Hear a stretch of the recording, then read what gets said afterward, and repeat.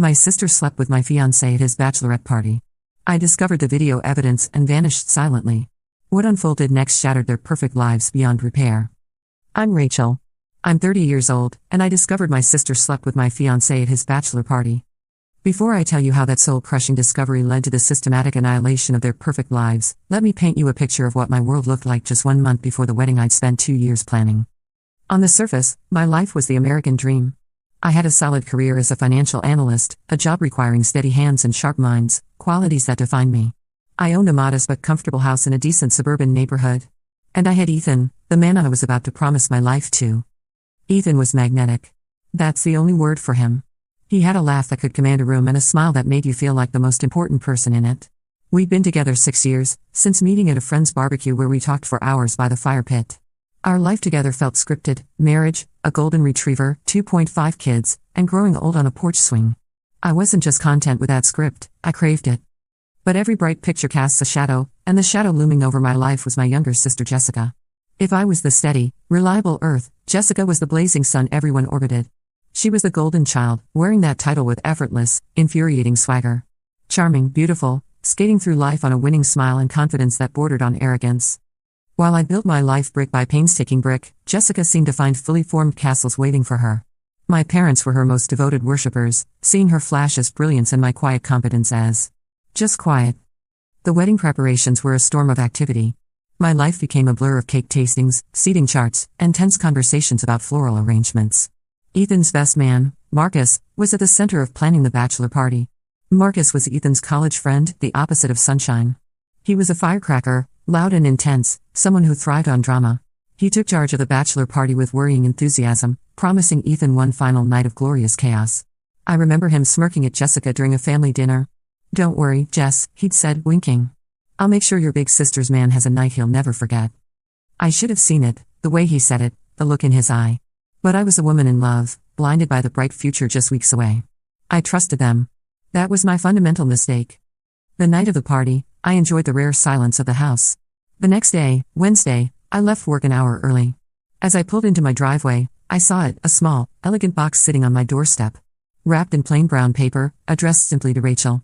The return address was a generic print shop in the next town over. Taped to the top was a small gift tag, "From your friends at work. Congrats." It felt off. My colleagues had already given me a gift card at the office party, but I brushed it off. I took the package inside and placed it on the kitchen counter, going through my usual routine, sorted mail, drank water, but the box seemed to stare at me. Finally, I grabbed a knife, slit the tape, and opened it. Inside, nestled in black tissue paper, was a single flash drive. Taped to its plastic casing was a folded piece of paper. My fingers felt numb as I unfolded it. 4 words printed in neat, impersonal block letters: "Thought you should see this." Cold dread settled in my stomach. This wasn't a gift. It was a weapon. My hands shook as I walked to my home office. I sat down, heart hammering against my ribs like a trapped bird. I plugged the drive into my laptop. A single video file appeared on screen, a random jumble of letters and numbers for a file name. I stared at it for a full minute, war raging inside me. Part of me screamed to throw it away, to preserve my ignorance. But the bigger part, the analyst, the observer, needed to see the truth. I double-clicked. My world didn't just end. It was unmade, disassembled piece by piece in the flickering light of the screen. The video was shaky, filmed on a phone in a loud, crowded bar. I could hear Marcus's high-pitched laughter behind the camera, egging them on. Then I saw them. My fiancé, Ethan, his hair messy, his face flushed with alcohol and excitement. And my sister, Jessica, her arms snaked around his waist, pulling him tight. They were laughing, shouting over the music, and then she leaned in and kissed him. It wasn't a drunken peck. It was deep, consuming, full of desperate, ugly hunger. The camera zoomed in, capturing every damning detail.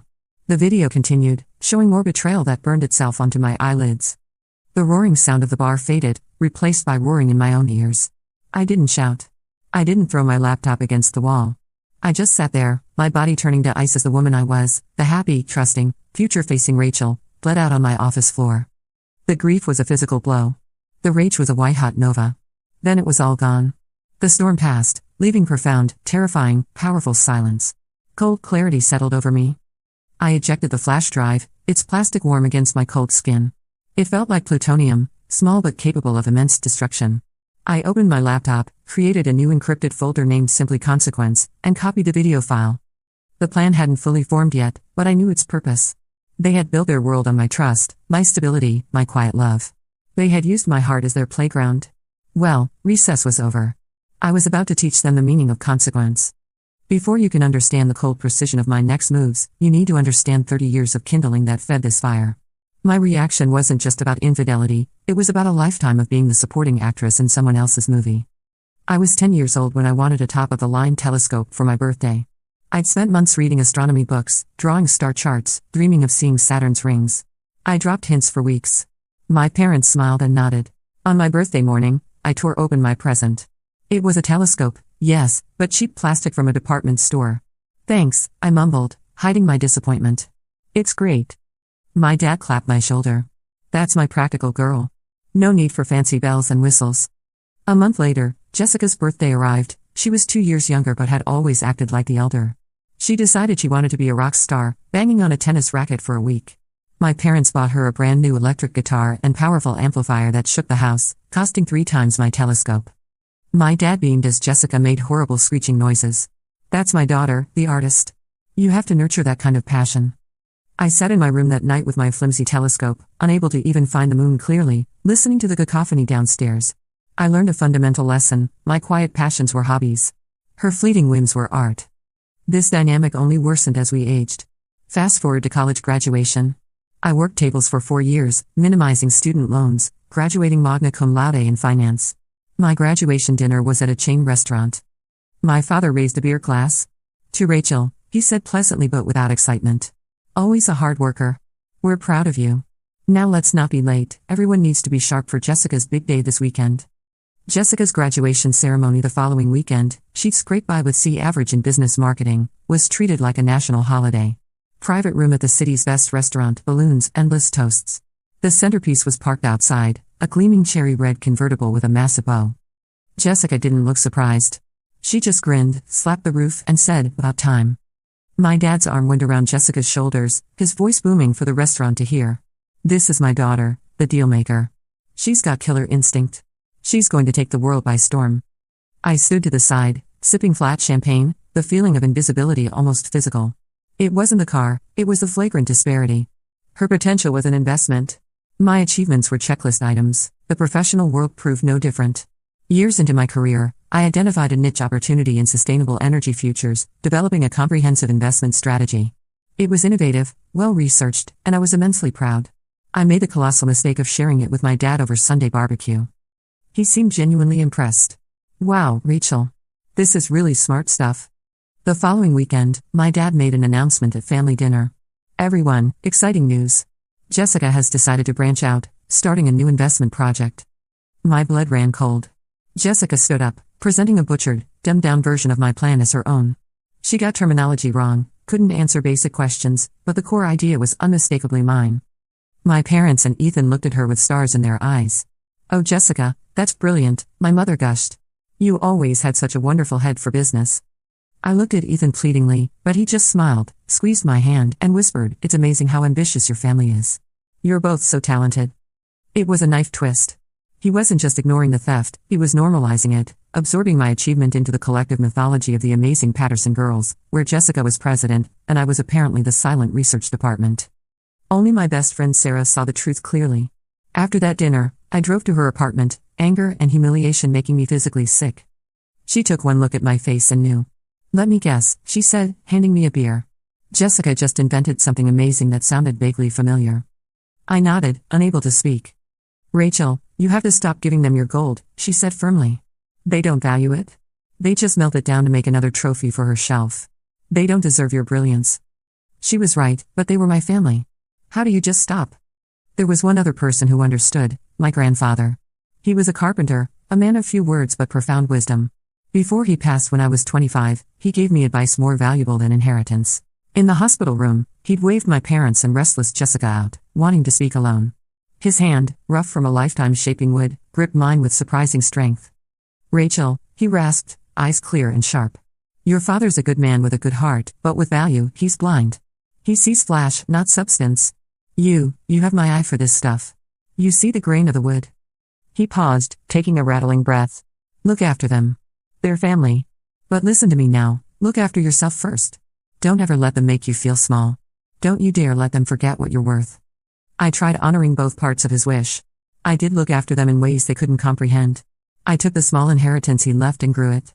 When my parents asked me to review their retirement savings, I didn't just look, I took over, silently turning their puddle into a small lake, becoming their financial guardian angel without seeking credit because it kept the peace. As I sat in my car at that desolate rest stop hours from home, the damning video looping in my memory, all these ghosts returned. The cheap telescope, the stolen idea, my grandfather's dying words. This wasn't just about Ethan sleeping with Jessica.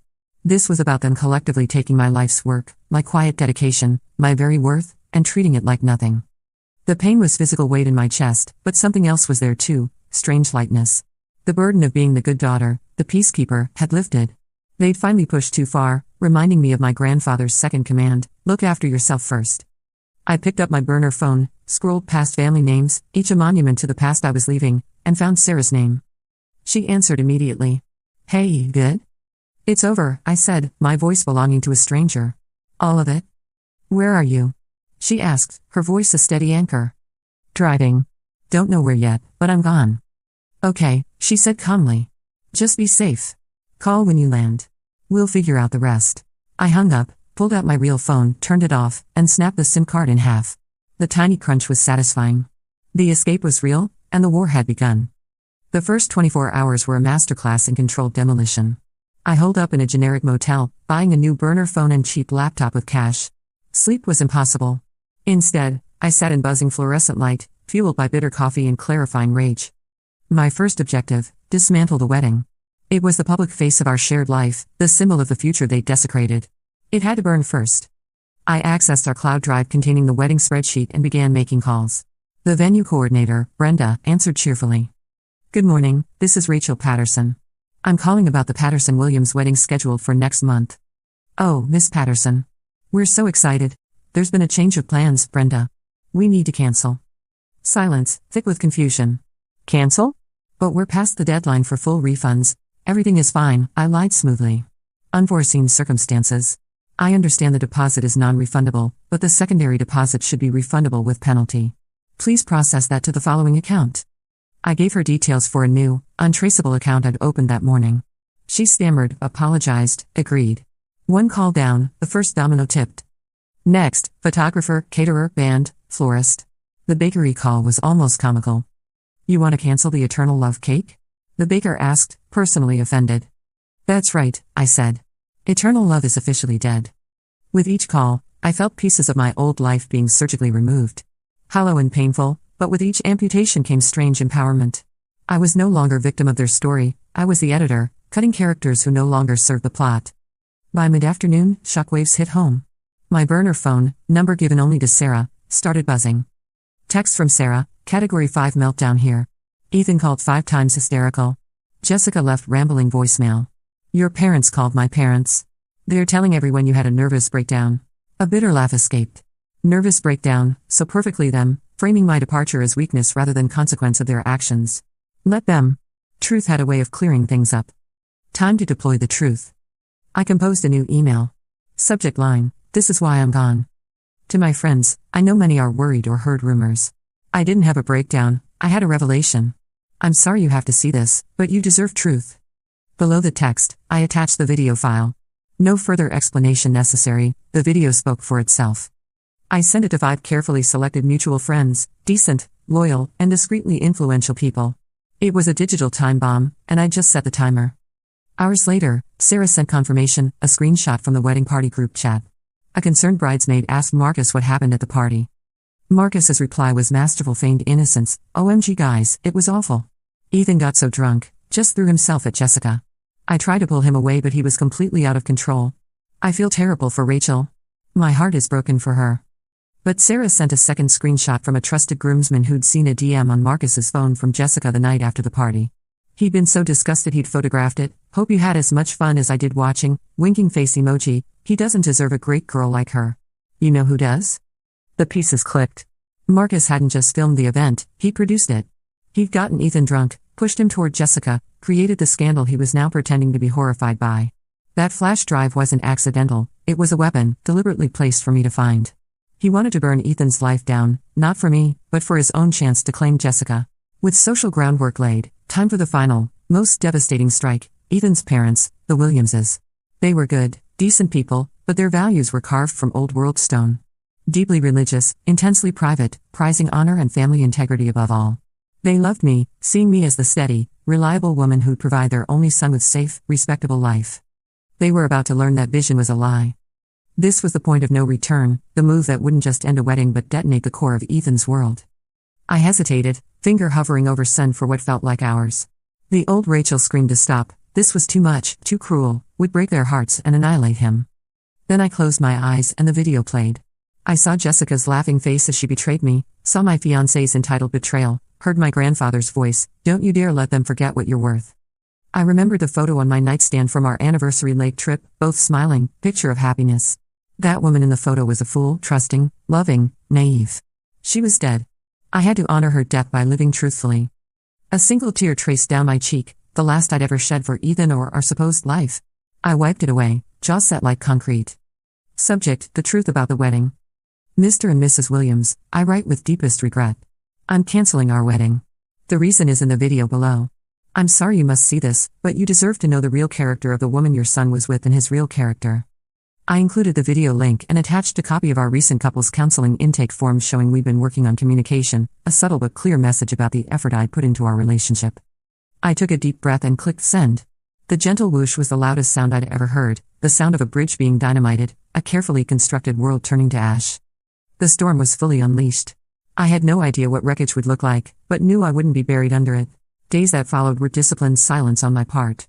From my sterile motel room, I watched the digital storm with Sarah as my weatherman, her texts my only connection to the incinerated life. The Williamses have gone dark. Ethan's calling nonstop, they won't answer. He went to their house, they wouldn't open the door. That's scarier than yelling. Your parents are in damage control mode. Your dad's telling everyone you're unstable. Jessica tried floating the idea the video was deepfake. Didn't work, too many people were there. But I wasn't just hiding, watching fires burn. That would be passive. The old Rachel was passive. The new Rachel was a builder. While their world imploded, I was laying foundations for my new one. I called my boss, CEO Mr. Davis, formidable man in his 60s, sharp as steel with built-in aversion to bullshit. He valued loyalty and results. I'd always given both. "Rachel," he answered crisply. "My assistant said you were taking personal time. Trust everything's in order?" "Significant family emergency, sir. The wedding's been called off. I'll need 2 weeks to manage fallout, but I want to assure you my work won't suffer. I've prepared contingency plans for the quarterly review." "I'm sorry to hear that. A broken engagement is terrible. Take the time you need. Your work's always been first rate. If the company can assist, don't hesitate." This was my opening. "Actually, sir, this situation has forced personal asset restructuring.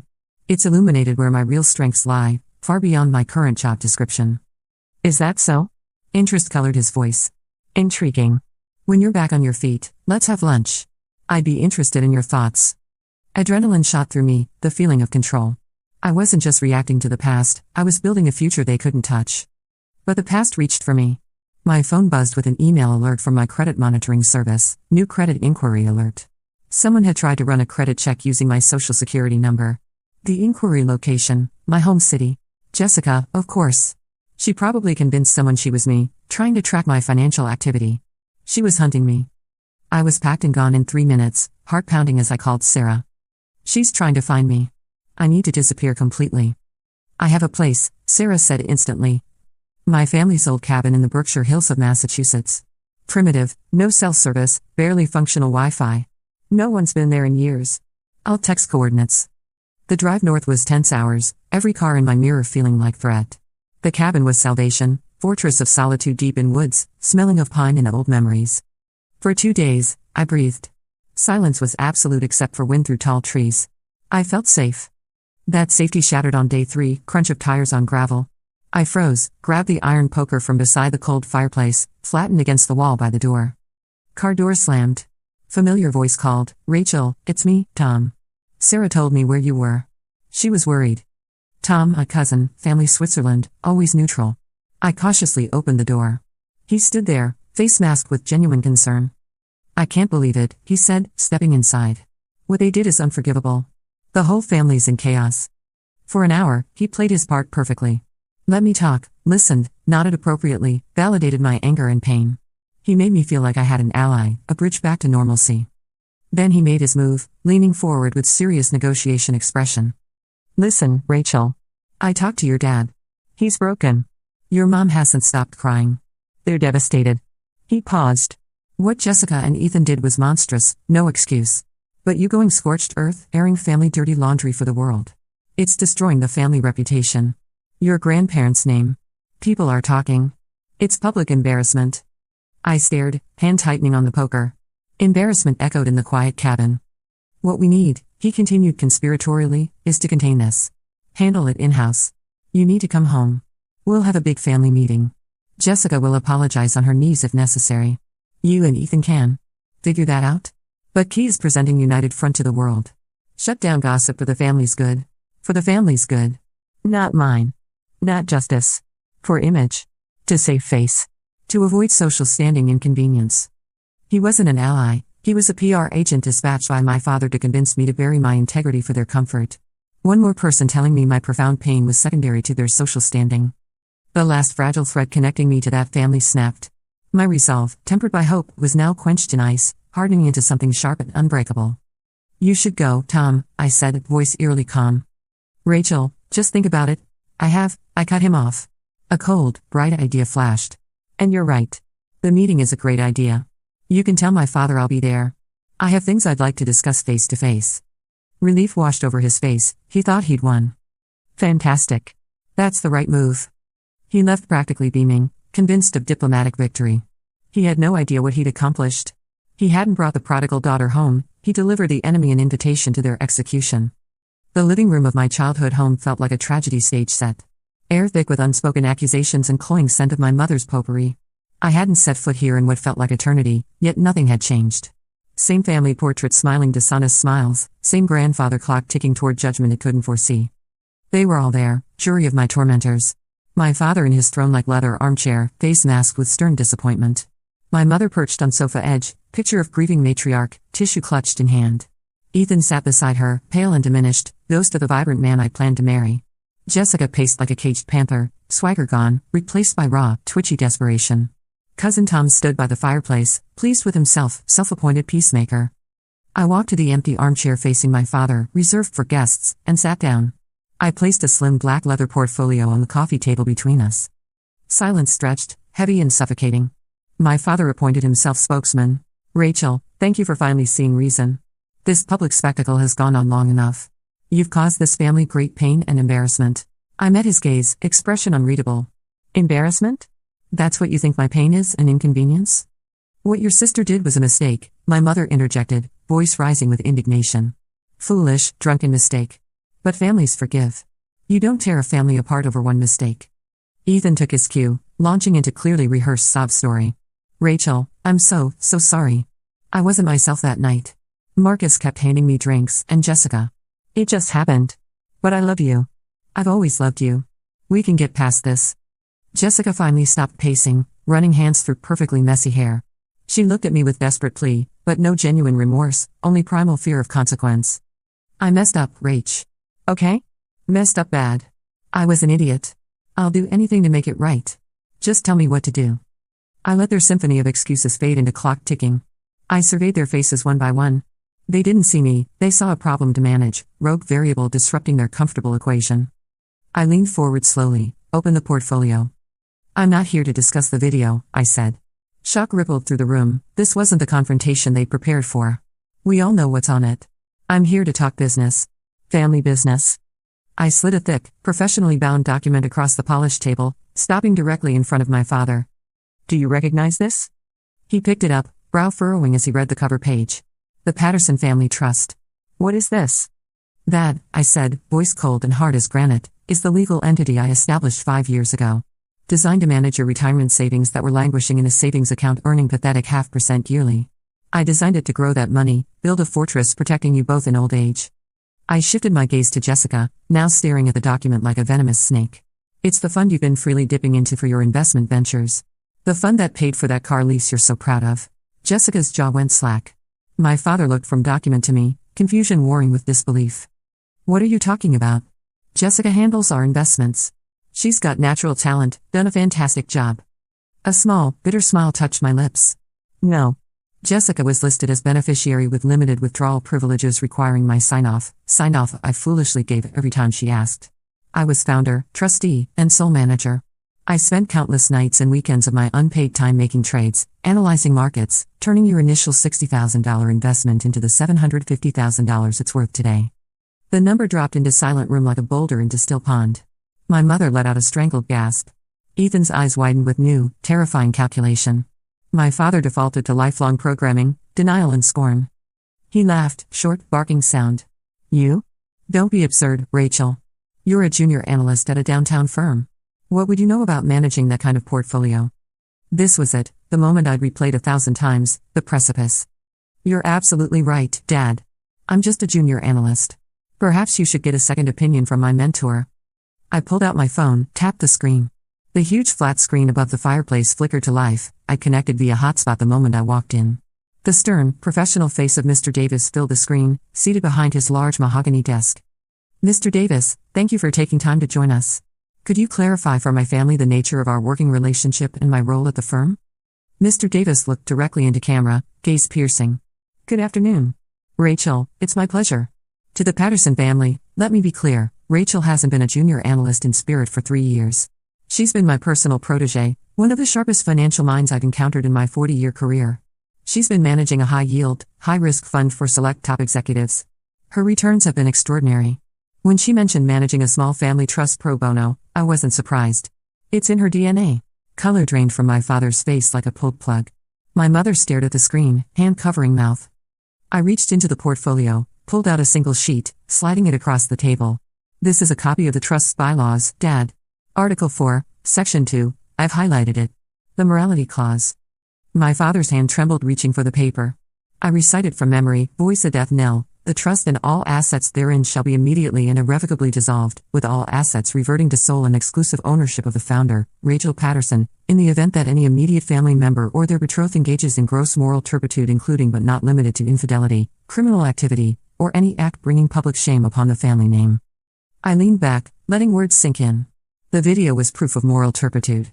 Sending it to our friends and the Williamses made that shame public. The contract is broken. You broke it. I turned to the screen. So Mr. Davis, as discussed this morning, have dissolution papers been filed? They have, Rachel. As of 9:05 a.m. today, the Patterson Family Trust officially ceased to exist. All assets totaling $423,847.21 have been transferred to a new private wealth account under your sole control. The wrecking ball hadn't just hit the house, it pulverized the foundations. My father looked at me, mouth opening and closing like a fish, but no sound emerged. All bluster, all patriarchal authority had vanished, leaving a terrified, bewildered old man. My mother wept openly, not for her daughter's pain, but for lost security. Ethan stared with pure horror, realizing he hadn't just cheated on his fiancé, he'd thrown away a winning lottery ticket worth millions in future earnings. Jessica finally collapsed onto the sofa, burying her head in hands, body shaking. The sun they'd all orbited had been extinguished, revealed as nothing but hollow, gilded prop paid for by the sister she'd spent a lifetime trying to eclipse. Power in that room hadn't just been rearranged, it had been conquered, and I was its new queen. Mr. Davis spoke with final, curt nod. Rachel, I'll leave you to family business. My office will be in touch tomorrow about the new fund. Well done. The screen went black. Sudden absence of his authoritative presence made silence feel heavier, like physical weight. Only sounds were frantic clock ticking and my mother's thin, ragged weeping. For a full minute, no one moved or spoke. Reality of their new, impoverished future was a chasm opened at their feet, and they stared into it, paralyzed. My father, never at a loss for words, looked shrunken in his big leather chair.